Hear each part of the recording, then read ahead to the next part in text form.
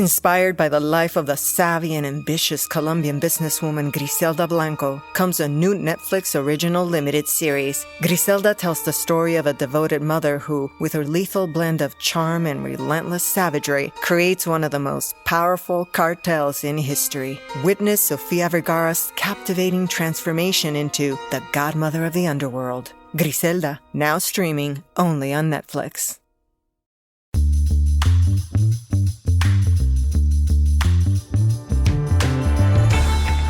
Hey everyone, welcome to this edition of Keep Watch Pass, episode number 24 of this little series. And we have a fun one to do here because we're going for a theme this time. And because this show comes out on Monday morning, it feels like the kind of episode that's gonna sit well or wrong with people, because we're talking about movies set in bad workplaces. And here to join me in this audio workplace is my lovely wife, Carrie. Carrie, how are you doing? I'm doing great. I'm just wondering if by the end of the show, if I'll be terminated from my current position. No, you'll stay on as guest host here. I meant his lovely wife. Well, that depends on what your past film is. So, you know, we'll see. I'll let you know by the end of the show. Woo! So let me explain what we're about to do. We are about to pick 3 movies that are set in arguably bad workplaces. How we define those bad workplaces is basically dependent on each of us and the picks that we make. And we're going to pick 3 films: a keep, a watch, and a pass. The keep is one where we absolutely love the film. The watch is, hey, guess what? If it's on, I'll watch it, but yeah, it's all good. The pass, well, you know what? We'd skip that like we'd skip a day at a bad workplace. But we're going to start with our keep films. And Carrie, what is your keep bad workplace film? I think it's obvious that I am keeping the quintessential Office Space because this movie, I mean, aside from the whole, extortion and stealing from the company, it covers all the bases of any office that you have ever worked in. Mm-hmm. The printer that gets the ever-loving kicked out of it, just because the staff can't take it anymore. Paper jam! It says I have a paper jam! There is no paper jam! Oh my God, if you've ever worked in an office, on a printer especially, this movie it's everything. It's a coping mechanism at that point. For the record, we in our house have 2 staplers. One for each of us. There's a reason why. Because I don't want you to take my stapler. I do have a red streamlined stapler too.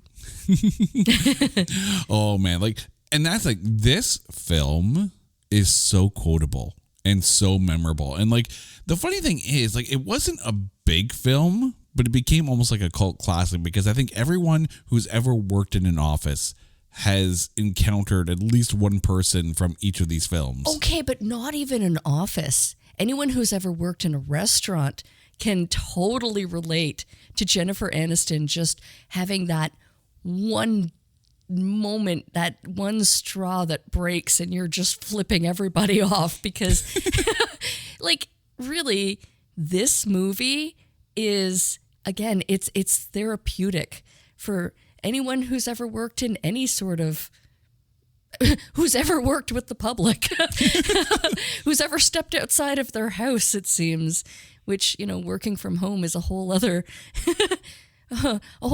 environment, but you can't smash your own, you can't smash your own printer. It doesn't work that way. You think you can't smash your own printer. Well, I've wanted to. I know you have. And I would be curious to see some kind of and I wish they had done this during the pandemic, but if they had done some kind of cast reading of the script over Zoom kind of thing and called it Home Office Space, that would have been brilliant. Missed opportunity right there. And that would have been a cool charity thing if they had done that. Oh God, I want to see that. That needs to happen now. Even the 2024 version of the Office Space where you're dealing with the challenges of working from home and, whether it be internet crashes or just slow internet speeds or like, I don't know, just the distraction of everyday life, like the constant, dog running in and trying to steal your lunch off your desk, like Right. that kind of thing, right? It needs to be pointed out here, and a challenge to everyone who was involved in the film. The movie came out in 1999, so this is actually the 25th anniversary of this film. So to Mike Judge, Stephen Root, Ron Livingston, everyone who was involved, 25th anniversary of Office Space. We need home office space now. We want more. We absolutely need And home it was office space. so funny. So funny. Okay. I'm going to make people worry about me with my keep pick. More than usual? More than usual. Okay. More than usual. Challenge accepted. Because my keep movie is the Belko Experiment. Oh. Did not see that coming. Yeah, nor should anyone. But that being said, okay, first of all, it comes from James Gunn. The film is absolutely phenomenal. It's got a great cast. It's basically like Squid Game on steroids without the kids' games. So the whole premise is all these people work for this company called Belko. It's a quote unquote not for profit, and the building is in the middle of nowhere. And then all of a sudden, one day, you hear this announcement over the speakers. It's like, we want 3 people killed, or we will kill 6 people. And then all of a sudden, it becomes like a cross between Lord of the Flies and the absolute most violent thing that people did to printers in Office Space. This film, and it's such a pressure cooker, right? You're completely on edge with this film. That's dark. It is. I know. I mean, I want to take my angst out on a printer, not, colleagues. That's frightening. I'm not saying that I would do that. I'm just saying, Says your coworker here. when working from home, yes. But the interesting thing is, like, cast is chock-a-block full of awesome people, like John Gallagher Jr., Michael Rooker, Adria Arjona, Sean Gunn, John C. McGinley. Like, this cast is killer. Absolutely killer. And Literally. Yes, and yes. But I will say, it actually might be, and this is going to be a bold statement, this might be my favorite James Gunn film of all time. And I recognize saying that with, Guardians of the Galaxy, that series out there. Like, that's a tall statement, but Whoa. I kind of stand by that. Belko Experiment is an underrated gem. More than the Christmas Guardians of the Galaxy movie? No, you know what? I will say more so as a movie. Dang. I think Guardians of the Galaxy falls more into a short, if you will, because it is pretty short. But I will say that this film on Rotten Tomatoes has a 54% tomatometer. So, Oh. I'm just saying that we could cover this movie in an episode of It's Not That Bad. Next on. Maybe not next on, but just know that this film is on my wish list of films to be covered, because it is really pretty damn good. It's interesting because as you mention it, I know that I've seen it, but so long ago that it's not on my radar. It's not on my top of my mind. And that's like, I'll watch it. this was one of those movies that, I saw the trailer for, and the trailer hooked me right off the bat, because it's just such this out there scenario that, and you want to watch it. This film walked so Squid Game could run. Okay. And if you liked Squid Game, but you weren't a big fan of really creepy pink jumpsuits, you will like the Belko Experiment. The jumpsuits were teal and white. Or green. What about the people with the shapes on their face? Oh, you mean the The guards. guards? Those were red. They were not red. It was red. They were more like fuchsia. We're now sitting here like, giving the Manhattan once over to the guards who are making sure that people die. I like to call it plum. It was plum. Oh dear God! I'm sure there's a. I would be curious now too. Like, listeners, if you know exactly what color code, like the hex code of those jumpers for the guards, let us know. Find us on social media at Not That Badcast, because I'm now intrigued and very, very curious. Cherry red? No, it wasn't red. It was definitely more on the pinker side. They were red. They were not. You're colorblind. All the marketing has red. Red stuffies, red. No, it's not red. It's red. It's not red. Oh my God. The blood is red. So my watch film, I mentioned that the Belko experiment is an episode that I would love to do. My watch film is an episode that we have already done about this time last year. I say that because we were recording this in January. I'm talking about episode 51 of It's Not That Bad, when we did our episode on waiting. Okay, can I just expedite things? Yes. That has been my pass movie. Wow. Written down here because, oh God, The one with Ryan Reynolds. Pass. Really? Yeah. Oh, wow. I know. And you know what? Usually this type of movie falls into my wheelhouse. Like, I know I had to defend it on It's Not That Bad. And I believe truly that if we played back that episode, you really enlightened me, because I went into it like, oh. I mean, there were good moments, but you know what? Because I had to watch it, I think for study purposes. Right. For educational research, you had to watch it. So then why is that your watch? The thing is, I actually really enjoyed this film. Not to the point of it being my keep film. I do admit that there are some parts where, you could trim out a few characters and be okay. But there's a lot of good laughs in this. There's a lot of good, funny, quotable moments, and it's a really good Ryan Reynolds performance too, and also Anna Faris as well. Like, it's got a good cast, some good laughs. The funny thing is, I think I would appreciate it even more so had I actually worked in a restaurant, which I never had to do. I mean, I've been in the band in a bar, so I've seen some of that, but not to the extent of what's going on in this. But yeah, Waiting is my watch film. I'm going to double back to Office Space here with the whole bling thing and, trying to be overly cheery all the time, working in a restaurant. That never worked for me. Never worked. All right, so what is your watch film? Okay, I am watching every single time, every chance I get, The Devil Wears Prada.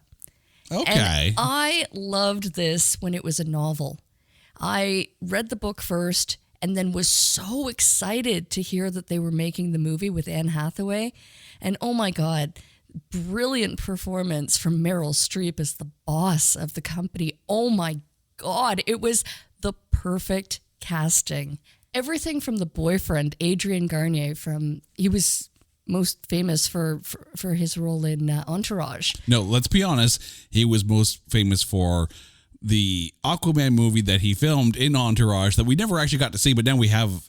I wouldn't mind right. Adrian Grenier as Aquaman if we ever, when we get to the James Gunn DCEU, make it happen. I don't think you can step back from Jason Momoa though as Aquaman. But I want Jason Momoa to be Lobo. Well, that is true. Right? But what's done is done.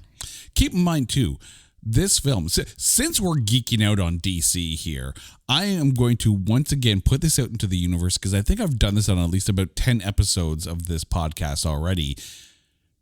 Stanley Tucci, who plays Nigel in this film, needs to be Lex Luthor. Oh my God, yes. Yes and yes. 1000%. Sign him up, give him all the money, and make the best possible Lex Luthor out there, if you can't have Bryan Cranston. Not to mention the adorable performance by Emily Blunt as the quintessential, she was living off of carrot sticks and and a slight piece of cheese, so that she could eventually fit into like this Gucci dress to go and walk the red carpet alongside of her boss. Like the quintessential horrible office space where everyone is just trying so hard to fit the mold that, that they are worthy of working there. Yeah. Like, love it. The nice thing is too, like when you think about some of Anne Hathaway's earlier films, like the Ella Enchanted films and whatnot, like this is kind of like that natural progression, but she has shown over her career absolute freaking range. Like Anne Hathaway is an absolute, like, blessed with talent as an actress. Like, but these are the kind of fun films that you get to do as well. So she did really well in this. Absolutely. Okay, so I guess we have to skip you on this one because Waiting was your past film, so I get to talk again. My past film, and I feel very unpatriotic about saying this, okay? Oh? And it's going to be very, very interesting because my keep film qualifies for It's Not That Bad. My watch film qualifies, and we've covered it on It's Not That Bad. My past film does not actually qualify for It's Not That Bad with a 70% tomatometer. It's the movie Way Downtown. And let me explain, because this is a Canadian film released in 2000 starring Don McKellar. The entire premise of this film is that we jump into this office set up in Calgary, Alberta, and we're in day 30 of a bet that's going on with the people who work in this office, in that they cannot go outside. Because they're in Calgary, there are a number of buildings and whatnot, like including condos and etc., that are all connected. So you can go from like condo to office tower and not have to go outside. So we start the movie on day 30 of this ongoing bet of the last person who goes outside actually gets the pool of money that's in this bet. It's a fascinating concept. I was really intrigued when we rented it. Yeah, I said rented it. I did say this movie came out in 2000, so that's how old this film is. But in watching it, I felt that it was trying maybe a little too hard, and I found it hard to get through this film. It almost sounds like the same concept as The Circle. Not really, because The Circle was more based on how the workplace intruded into everyone's everyday life. This was that you just couldn't go outside, and how people go stir crazy without that, without touching grass, as the saying goes. Now, so they had access to everything that they needed. Oh yeah, like grocery shops. Yeah, it's kind of like, and being in Toronto, there is the path that's like downtown. Living in the underground. Exactly. So imagine if you lived in a condo downtown and you also worked in a building downtown, and you could get from point A to point B by going through the path, never having to go outside, which during the winter, freaking phenomenal. I was going to say, this is ideal in the winter. Right? But to the same token as well, you also avoid all the downtown traffic. And no driving. Right? But if you live in a downtown condo, think about it, you also then all of a sudden don't have to go outside, because there's a grocery store probably in your building, and there's a gym probably inside your building that you have access to because that's part of your condo fees. And there are people who have the ability to never have to go outside because they can go underground, or go through bridges and tunnels and whatnot, go from point A to point B and then back to point A without ever having to breathe outside air. I wonder now if that's actually a thing. Like it's so possible, like you were saying. Oh, it is highly possible. I just don't know how well someone would be after not going outside and getting fresh air after 30 days. Now, can they be near a window at least? Can they at least open a window? And yeah, I think the bet was that you could not physically go outside, right? And you had people that were like staring out the door and just wondering what the outside fresh air would look like and whatnot. Like it's an interesting concept. I just found myself a little on the not bored side, but I felt it dragged a little bit. And that's not taking away from anything about the movie itself or about the actors or the script. Like 70% tomatometer, it's a good film. It just wasn't my cup of tea. Fair enough. Imagine how bored they were.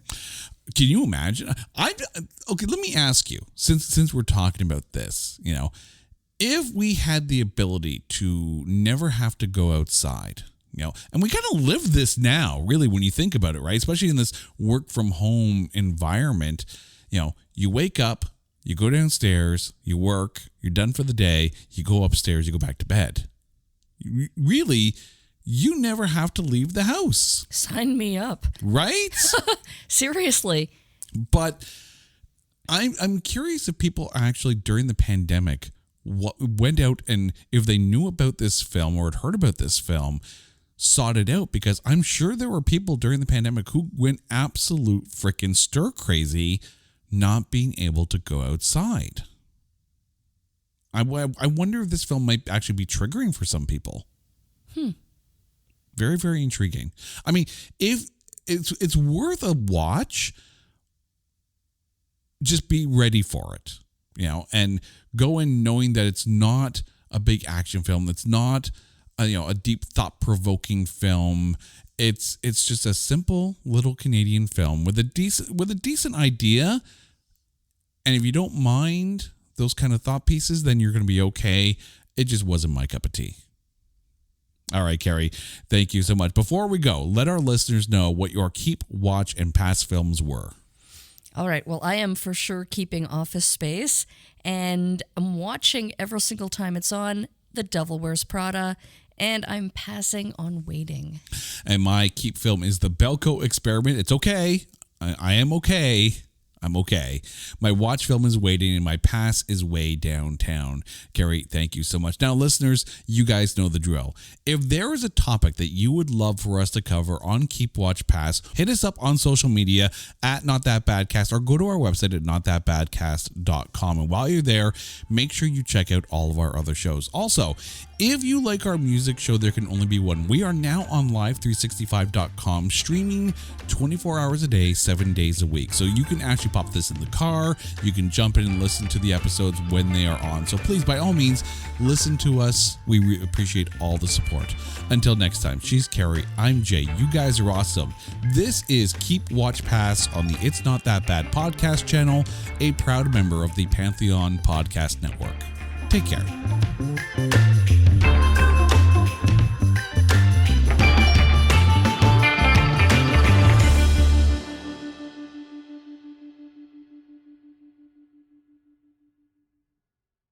To celebrate joining Pantheon Podcasts, Rock Camp, the podcast, the official podcast of Rock and Roll Fantasy Camp, is giving away a guitar signed by Mike Portnoy of Dream Theater, Marty Friedman, formerly of Megadeth, and legendary shredder Zakk Wylde, plus our rockstar counselors like Vinny Appice, Monty Pittman, and more. To enter to win, simply follow, rate, and review our podcast on your preferred platform, and that's all you have to do. For more information, go to rockcamp.com/podcast.